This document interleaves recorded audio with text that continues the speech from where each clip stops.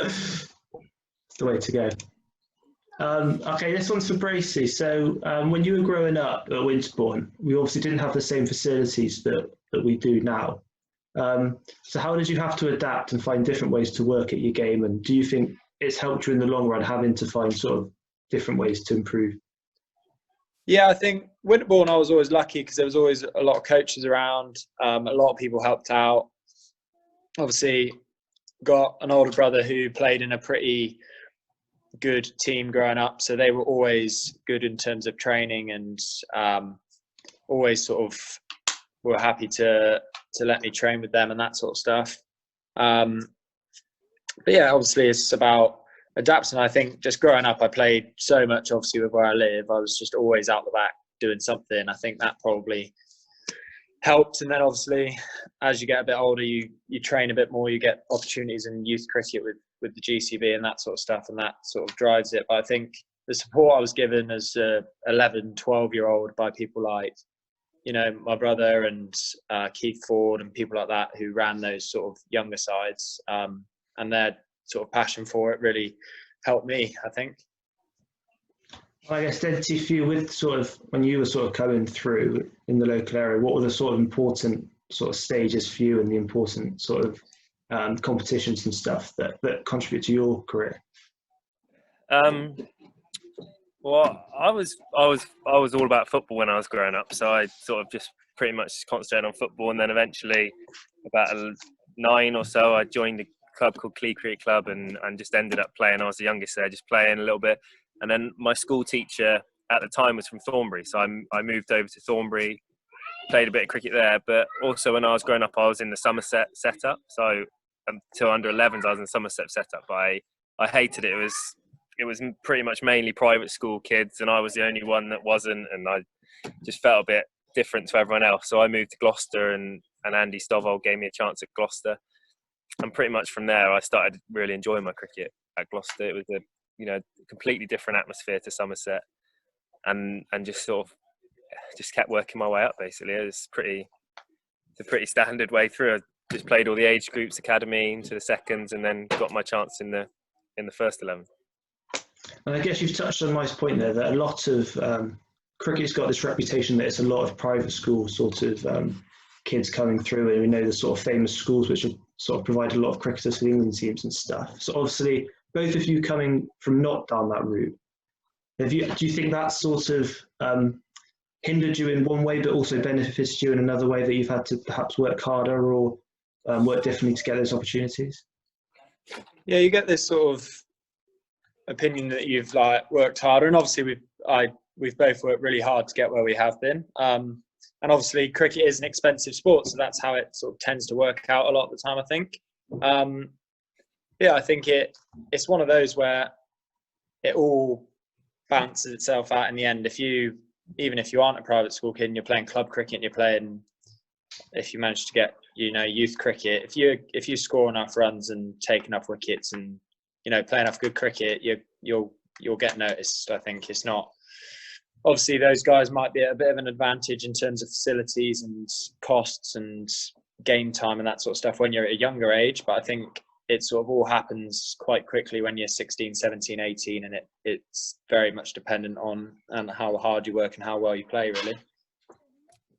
Yeah, I think there are positives and negatives to it. I think, obviously, if you're at a private school, you probably get a bit more exposure to cricket early on, because at my school, we didn't play cricket. We played football, rugby. We played a little bit of cricket every now and then, but barely played it. It was pretty much through my dad and stuff like that I played cricket. So I think you get exposure to it early. But then I also think it can have a negative effect that you just sort of get drip fed stuff. You just always got coaches there for you, and then suddenly when you move out of school, you haven't got that, and you don't really know how to stand on your own 2 feet. And I think you see a lot with that. You see the best cricketers at these young ages are always from private schools, and then sometimes they just fizzle out when it gets to 16, 17, and actually it can work as a negative for them because they haven't really had to work hard or had to do anything off their own back. And I guess it's professional sport, isn't it? So that sort of internal motivation has to be there when you get to that age when someone's not going to sort of force you to go to training 6 nights a week. You got to want to do it, don't you? Yeah, definitely. Yeah, exactly. I think you play against so many people growing up who are like touted as the next best thing, and they'll bang out hundreds and bowl rapid and that sort of thing. And you get to 17 and you're like, where are they? You like never play against them again. And that could be for any of however many reasons. They could just not enjoy the game. They could get injured. I don't know. You never know what happens to them, but it just means that, you know, how you're seen or how good you are at 13 isn't going to dictate how good you are at 18 when it comes to playing first team cricket. I had that when I was growing up, to be fair, as a kid who played at Cheddar Cricket Club, and I honestly don't know where he is at the minute. I think his name was Joss Butler, I think. I don't know where he is. never heard of him. Literally never heard of him. Okay, I found one from Ben. If you weren't a cricketer, what would you be? No Peter Crouch answers, please. I think, geez, that is the question. That is a great question. I put all my eggs in one basket, and I think I don't have a clue what I'd have been doing. I would have had nothing set up to go. It's lucky that I'm become a cricketer. The gamble paid off. Yeah, did you? Yeah, I'd have probably just been boring and done a master's or something and tried to go into something like psychology or, you know, something really, really boring, been a lecturer or something. Okay, from Scott, which teammates, that can be Gloss or Winterbourne, would you most hate getting out to? I mean, I got out to Russ once when I was playing for Bristol. That was not fun. And then if you talk about the county circuit, every time I get out to Graham Wag, it literally grinds me gears. Makes me so angry. Yeah, that's true. I think although he's on our own side, when he used to bowl, when Jack used to bowl, I used to hate getting out to him.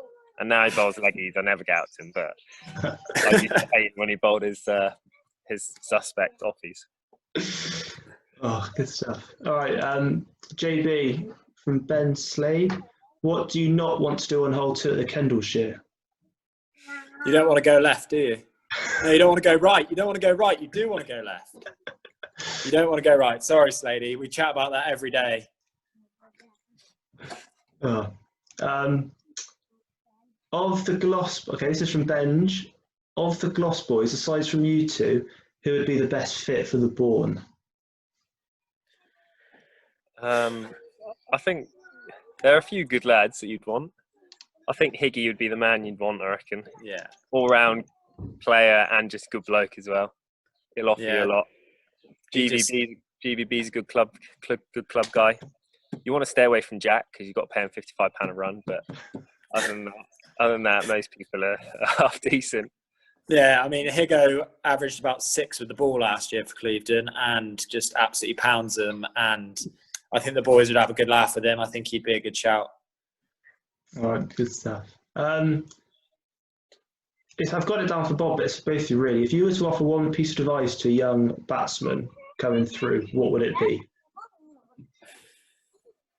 I think don't sort of get too caught up with whatever anyone's, telling you. You're going to come across loads of different coaches and loads of different theories and mindsets and all sorts of things that you'll get sort of said to you. Just sort of try and work out for yourself what your game is, how you want to play and how you best learn. So taking on board everything that's said to you, but sort of being able to filter through and what's useful for you, whether it's useful for someone else or not, it might not be, but trying to put together a game for yourself that works for you. All the lads we play with all play very differently, all believe in very different things, but we all try and achieve the same thing. It's about how you function and how you play.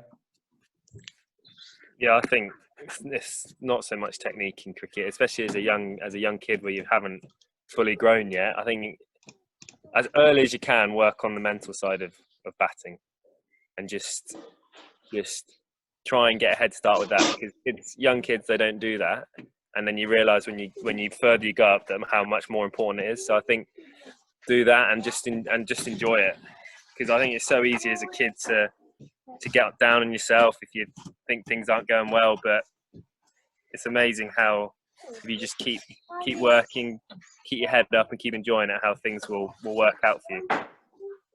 Like you watch like interviews of people asking Steve Smith and like Coley and Williamson and Root and all these guys, and all they say is they just love batting. They just don't want to not bat. They just always want to have a bat in their hand. So if you enjoy the game, you're more likely to be successful, I think. Yeah, good stuff. Okay, so sort of a two-part question. So, then, did you still harbour England ambitions? And then the second part to that was, is remaining in Div 1 imperative to give JB, amongst others, a better opportunity of getting selected? I think obviously deep down I do, but I understand that it's unlikely at the minute, and I'm not overly bothered. I've sort of come to terms with that, and I just want to do well for Gloucester. And if I do well for Gloucester anyway, that will give me a better chance anyway. I think it is important that we stay in Div 1. I think it will just prove to people that they can't label us as a Div 2 club and small club, because we always do well in the 50 over, in the 2020, but we still get sort of labelled as one of those lower clubs just because we're in Div 2. So I think it is important, but then again, it shouldn't be, because you see there's quite a lot of players now that are in Div 2 clubs, but although they maybe seem like bigger clubs, but they are in Div 2 that play for England or in the England Lions, so I think it really shouldn't matter, but I think it does. That's the problem. So yeah, it is important that we stay in Div 1. Yeah, I think it is obviously important for us to stay there. It's obviously a good place to be for us as a team, as much as anything. So, and sort of is showing that people, whether it's right or wrong, is sort of look at Div 1 as a step up from Div 2, but in sort of, as people who have played in Div 2 for a long time, I don't think it's any less challenging than Div 1. I think it's just a slightly different brand of cricket that's played. It's often quite sort of high pace. Wickets might not be as good. So I think it'll be a good challenge for us.